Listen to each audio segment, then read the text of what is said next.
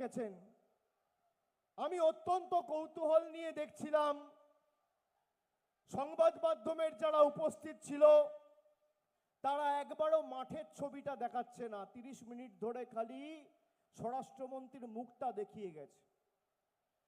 তার কারণ মাঠের যা পরিস্থিতি ছিল আর এদের পরিবর্তন যাত্রায় যা ভিড় হচ্ছে, একটা গ্রামে যদি জেসিবি দিয়ে মাটি কাটা হয় সেটা দেখতে তার থেকে বেশি লোক জড়ো হবে। চায়ের দোকানে সকালে আড্ডা মারতে বেশি লোক জড়ো হবে। আমি আজ সংবাদ মাধ্যমের বন্ধুদের বলবো, আমার মুখটা না দেখিয়ে মাঠের ছবিটা আগামী 20-25 মিনিট দেখাবেন। 4 দিনের ব্যবধানে তৃণমূল কংগ্রেস সভা করেছে, ট্রেলারটা দেখালাম।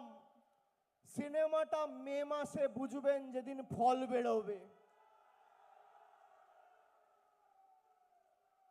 তিনি সভা করতে এসে একাধিক তথ্য পরিসংখ্যান রেখেছেন আপনাদের সামনে।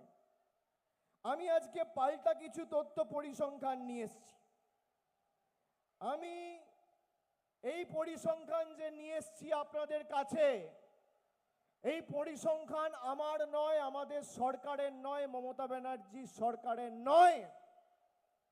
এই পরিসংখ্যান কেন্দ্রের স্বরাষ্ট্র মন্ত্রকের পরিসংখ্যান। আমি এক এক করে এবার আপনাদের বলি।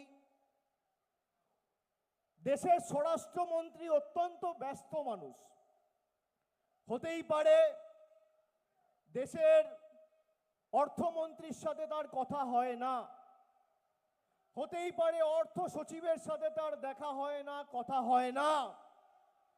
দেশের আর্থিক কি দুরবস্থা এবং পরিস্থিতি স্বরাষ্ট্রমন্ত্রী হয়তো জানেন না।